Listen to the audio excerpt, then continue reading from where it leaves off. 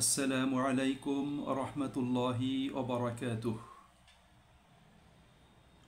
সুপ্রিয় ভাই ও বোনেরা, পরম করুণাময় আল্লাহ তাআলা বলেন, লাকাদ খালাকনাল ইনসানা ফি আহসানি তাকওয়িম। নিশ্চয়ই আমরা মানুষকে সুন্দরতম অবয়বে, দৈহিক গঠনে তাদেরকে সৃষ্টি করেছি। আল্লাহ রাব্বুল আলামিনের সৃষ্টি রাজির মাঝে মানুষ অনুপম এবং সুন্দরতম সৃষ্টি, এবং আল্লাহ তাআলা মানুষকে তার অন্য অসংখ্য সৃষ্টির উপর শ্রেষ্ঠত্ব প্রদান করেছেন। মানুষের এই শ্রেষ্ঠত্ব, মানুষের এই মর্যাদা এবং তার সম্মান, এটা কিন্তু তার শুধুমাত্র দৈহিক গঠনের দিক থেকে নয়, এটা হলো তার ঈমান, তার আখলাক, তার কর্ম এবং তার জীবন পদ্ধতির উপর নির্ভর করে। যেমন রাসূল করিম সাল্লাল্লাহু আলাইহি ওয়াসাল্লাম বলেছেন, ইন্নাল্লাহা লা ইয়ানজুরু ইলা সুওয়ারিকুম ওয়া ইলা আমওয়ালিকুম ওয়ালাকিন ইয়ানজুরু ইলা কুলুবিকুম ওয়া আমালিকুম। নিশ্চয়ই আল্লাহ তাআলা তোমাদের কারো চেহারা, সুরত এবং তার দৈহিক গঠনের দিকে তিনি তাকাবেন না। তোমাদের ধন সম্পদ, সহায় সম্পদের প্রতিও আল্লাহ পাক তাকান না এবং তাকাবেন না, বরং আল্লাহ তাআলা দেখেন তোমাদের অন্তঃকরণ এবং তোমাদের কর্মের প্রতি। তোমরা মনের মধ্যে কি ধরনের মনোভাব, আদর্শ, দৃষ্টিভঙ্গি পোষণ করো, আল্লাহর প্রতি তোমাদের কতটুকু অনুরাগ, কতটুকু ভালোবাসা, আল্লাহ পাকের দ্বীনের জন্য কতটুকু অনুরাগ, কতটুকু ভালোবাসা, এবং তোমাদের কর্মগুলো তোমরা কি উদ্দেশ্যে কেন সম্পাদন করছো, সেই কর্ম সম্পাদনের ক্ষেত্রে তোমাদের ইখলাস, আন্তরিকতা, তোমাদের চিত্তের বিশুদ্ধতা কতটুকু, সেটা আল্লাহ রাব্বুল আলামিন দেখেন এবং দেখতে চান। সম্মানিত ভাই এবং বন্ধুরা, জগতে যত মানুষ বিখ্যাত হয়েছেন, স্মরণীয় বরণীয় হয়েছেন, ইজ্জত, সম্মান এবং মর্যাদা লাভ করেছেন, উন্নত মহৎ জীবন গঠন করেছেন, সফলতা সমৃদ্ধির চরম শিখরে উপনীত হয়েছেন, তারা প্রত্যেকেই নিজের উন্নত চরিত্র, তার নীতি নৈতিকতা, আদর্শ এবং তার সর্বোত্তম কর্মের মাধ্যমেই তারা উপরে উঠতে সক্ষম হয়েছেন। সম্মানিত ভাই এবং বন্ধুরা, আল্লাহ রাব্বুল আলামিনও সে ব্যাপারে আমাদেরকে উৎসাহিত করেছেন এবং রাসূল করিম সাল্লাল্লাহু আলাইহি ওয়াসাল্লাম আমাদের প্রত্যেকের জন্য উন্নত মহৎ জীবনের সিঁড়ি প্রদর্শন করেছেন। আমরা পৃথিবীর মানুষ প্রত্যেকেই জীবনটাকে উন্নত করতে চাই, সমৃদ্ধি আনয়ন করতে চাই, এবং আমরা প্রত্যেকেই সুন্দর মহৎ জীবনের অধিকারী হতে চাই। আমাদের প্রত্যেকের জীবনটাকে আমরা কিভাবে উন্নত এবং মহৎ জীবন হিসাবে গড়ে তুলতে পারি, সেই প্রসঙ্গে আমি সামান্য একটু আলোচনা উপস্থাপন করব ইনশাআল্লাহ। আমরা বস্তুতান্ত্রিক দৃষ্টিকোণ থেকেই সকলেই চিন্তা করি এবং বিচার বিবেচনা করি। আমরা মনে করি জীবনে অনেক সহায় সম্পদ হলেই আমাদের জীবন উন্নত হলো এবং আমরা মহৎ মানুষ হয়ে গেলাম। আমরা অনেকে মনে করি ক্ষমতা এবং প্রভাব প্রতিপত্তির মাধ্যমেই জীবনে উন্নতি আসবে, সমৃদ্ধি আসবে। আসলে সহায় সম্পদ, ধন, ঐশ্বর্য এবং ক্ষমতা, প্রভাব, প্রতিপত্তি, এগুলো কিন্তু মানুষের জীবনে উন্নত এবং মহৎ হওয়ার কোনো মাপকাঠি বা মানদণ্ড নয়। বরং মানুষের জীবনটাকে যদি উন্নত এবং মহৎ করতে হয়, তাহলে আল্লাহ পাকের নির্ধারিত, তার নির্দেশিত এবং রাসূল করিম সাল্লাল্লাহু আলাইহি ওয়াসাল্লামের প্রদর্শিত পথ এবং পন্থা অনুযায়ী আমাদেরকে চলতে হবে। সুপ্রিয় ভাই এবং বন্ধুরা, যেমন আমরা যদি জীবনটাকে উন্নত করতে চাই, মহৎ জীবনের অধিকারী হতে চাই, তাহলে আল্লাহ সুবহানাহু ওয়া তাআলা আমাদের জীবনের ম্যানুয়াল হিসেবে যে মহাগ্রন্থ আল কোরআন প্রদান করেছেন, আমাদের প্রত্যেককে বুঝে শুনে গভীর ধ্যান এবং চিন্তা ভাবনা সহকারে কোরআনটাকে অধ্যয়ন করতে হবে, হৃদয় মনে কোরআনকে ধারণ করতে হবে এবং নিজেদের জীবনের সাথে, নিজের কর্মের সাথে আমাদেরকে কোরআনটাকে এটাকে আমাদের বাস্তবায়ন করতে হবে। এটা আমাদের জন্য অতীব জরুরি। সুপ্রিয় ভাই এবং বন্ধুরা, আজকে কোরআন কিতাবে লেখা আছে, রাসূলের সুন্নাহ কিতাবে লেখা আছে, আমাদের মুখে মুখে কোরআন এবং সুন্নাহর কথা আছে, কিন্তু আমাদের জীবনের সাথে আমাদের কর্মের সাথে কোরআন এবং রাসূল করিম সাল্লাল্লাহু আলাইহি ওয়াসাল্লামের সুন্নাহ নেই। এটাই হলো আমাদের উন্নত মহৎ জীবনের ক্ষেত্রে সবচেয়ে বড় প্রতিবন্ধকতা। আমাদের সর্বক্ষেত্রেই যেন কর্মবৈসাদৃশ্য পরিলক্ষিত হচ্ছে।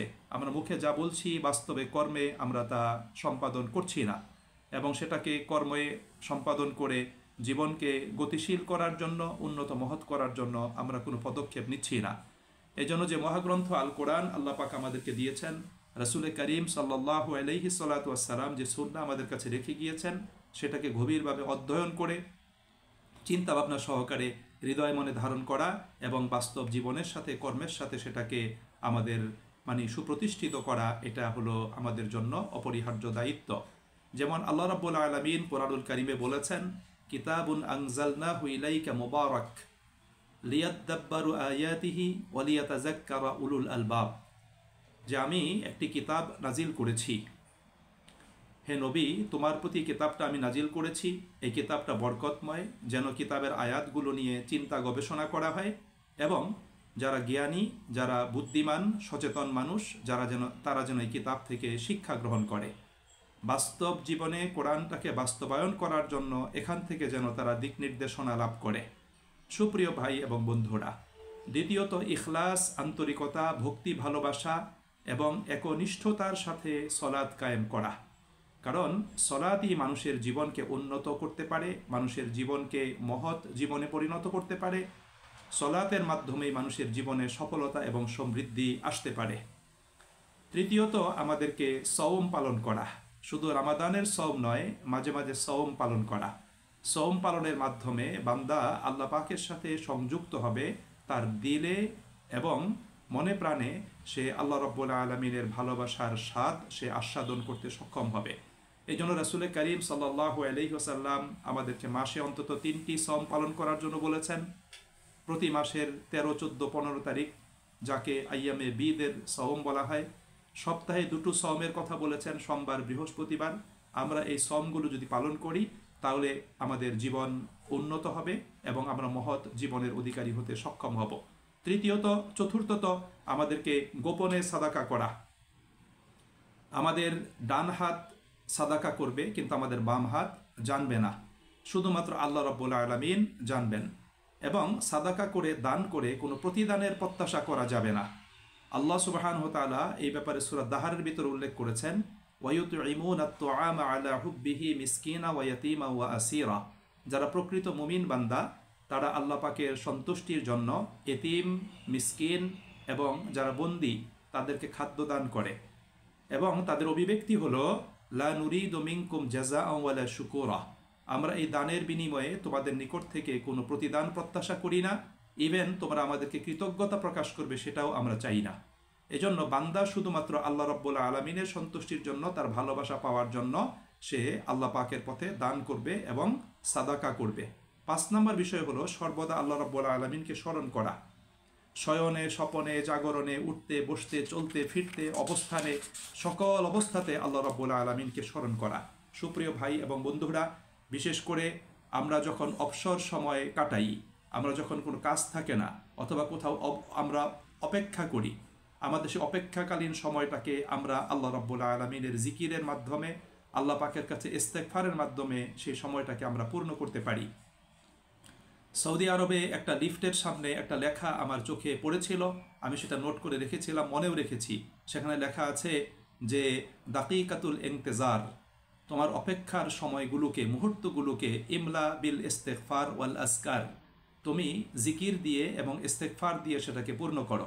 আমরা কত জায়গায় অপেক্ষা করি, ডাক্তারের কাছে গিয়ে অপেক্ষা করি, আমরা কোনো স্টেশনে গিয়ে অপেক্ষা করি, এয়ারপোর্টে লাউঞ্জে গিয়ে অপেক্ষা করি, আমরা লিফটের সামনে অপেক্ষা করি, আমরা কারোর সাথে দেখা করতে গিয়ে তার সাথে অপেক্ষা করি, কোনো অফিসে কাজ করতে গিয়ে অপেক্ষা করি। এজন্য স্কুলে গিয়ে অনেক মায়েরা বাচ্চাদেরকে স্কুলে পৌঁছে দিয়ে সেখানে তারা দীর্ঘ সময় অপেক্ষা করেন। এরকম আমাদের অপেক্ষার কোনো শেষ নেই। আমরা অপেক্ষমান এই সময়গুলোকে আমরা দেখা যায় যে আমরা ভালো কোনো কাজ করি না, গল্প গুজব করে, আড্ডা দিয়ে, অপ্রয়োজনীয় কথা বলে অথবা মোবাইলের ফেসবুকের ভিতর অপ্রয়োজনীয় জিনিস দেখে আমরা সময়টাকে নষ্ট করে ফেলি। এই জন্য আমাদেরকে এই সময়টার ভিতরে কি করতে হবে? আল্লাহকে স্মরণ করতে হবে, আল্লাহর জিকির করতে হবে, আল্লাহ পাকের কাছে ইস্তেগফার করতে হবে। তাহলে জীবন উন্নত হবে, জীবন মহৎ হবে। 6 নম্বরে শেষ রাতে আল্লাহ পাকের কাছে ইস্তেগফার করা। রাতের শেষ প্রহরে আল্লাহ পাকের কাছে ইস্তেগফার করা। আল্লাহ রাব্বুল আলামিন শেষ প্রহরের অনেক গুরুত্ব এবং ফজিলতের কথা কোরআনুল কারীমে আল্লাহ পাক উল্লেখ করেছেন। আল্লাহ তাআলা তার প্রিয় বান্দাদের আলোচনা করতে গিয়ে সূরা সাজদার ভিতর বলেছেন, তাতাজাফা জুনুবুহুম আনিল মাদাজি'i ইয়াদউনা রাব্বাহুম খাওফা ওয়া তামাআ। যে আল্লাহ পাকের প্রিয় বান্দারা তারা তাদের পিঠটাকে বিছানা থেকে পৃথক করে ফেলে তাদের রবের ভয়ে, তার স্মরণে, এবং তারা ভয় এবং ভক্তি ভালোবাসা সহকারে তাদের রবকে তারা ডাকে। এই জন্য সুপ্রিয় ভাই এবং বন্ধুরা, আল্লাহ রাব্বুল আলামিনকে রাতের শেষ প্রহরে ডাকতে হবে। শেষ প্রহরে আল্লাহ রাব্বুল আলামিন তিনি কি করেন? Waiting for us forgiveness our sins. যে আল্লাহ রাব্বুল আলামিন শেষ রাতে আমাদের জন্য অপেক্ষা করেন আমাদের গুনাহগুলো মাফ করে দেওয়ার জন্য। আল্লাহ পাকের পক্ষ থেকে ঘোষণা করা হয়, কে আছো ক্ষমা প্রার্থী, আমার কাছে ক্ষমা প্রার্থনা করবে, আমি তাকে মাফ করে দিব। কে আছো সাহায্য প্রার্থী, আমার কাছে সাহায্য চাইবে, আমি তাকে সাহায্য দান করব। কে আছো রিজিক প্রার্থী, আমার কাছে রিজিকের আবেদন জানাবে, আমি তাকে রিজিক প্রদান করব। এভাবে আল্লাহ পাকের পক্ষ থেকে আবেদন জানানো হতে থাকে।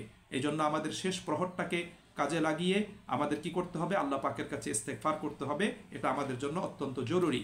সূরা আলে ইমরানে আল্লাহ তাআলা মুমিন বান্দাদের গুণ বৈশিষ্ট্য আলোচনা করতে গিয়ে বলেছেন, অবিল আসহারি হুম ইয়াস্তাগফিরুন। এটি সূরা জারিয়াতের বক্তব্য। আর সূরা আলে ইমরানে বলেছেন, ওয়াল মুস্তাগফিরিনা বিল আসহার। যে আল্লাহ পাকের প্রিয় বান্দারা রাতের শেষ প্রহরে আল্লাহ পাকের কাছে ইস্তেগফার করে। এই জন্য এই সময়টাকে কাজে লাগাতে হবে। যখন সকল সৃষ্টি ঘুমিয়ে থাকে তখন আমি জাগ্রত হয়ে আমার সদা জাগ্রত মহান রব আল্লাহ রাব্বুল আলামিনকে স্মরণ করে তার কাছে আমি ইস্তেগফার করব, তার কাছে আমার আবেদন নিবেদন আমি পেশ করব। 7 নম্বরে হলো মাঝে মধ্যে নির্জনে ধ্যান করা। সপ্তাহে অন্তত একদিন, সম্ভব হলে জুমার রাতে আমি কি করব? নির্জনে ধ্যান করব। কেউ আমার সাথে থাকবে না, আমি এবং আমার আল্লাহ, আমি আল্লাহর সাথে কথা বলবো, আমি আল্লাহর সাথে একান্ত হব, আমি আল্লাহ পাকের সাথে আমার মনের সমস্ত কথাগুলো ব্যক্ত করব এবং হৃদয়ের কানে আল্লাহ রাব্বুল আলামিনের কথাগুলো আমি শুনবো। যেমন আল্লাহ তাআলা সূরা মুজ্জাম্মিলে বলেছেন, ওয়াজকুর ইসমা রব্বিকা ওয়া তাবাত্তাল ইলাইহি তাবতীলা। তুমি তোমার রবকে স্মরণ করো, তোমার রবের নাম তুমি স্মরণ করো এবং তুমি নির্জনে একান্ত হয়ে সব কিছু ছেড়ে দিয়ে তোমার রবের সাথে তুমি একাত্ম হয়ে যাও। এটা আল্লাহ রাব্বুল আলামিনের বক্তব্য।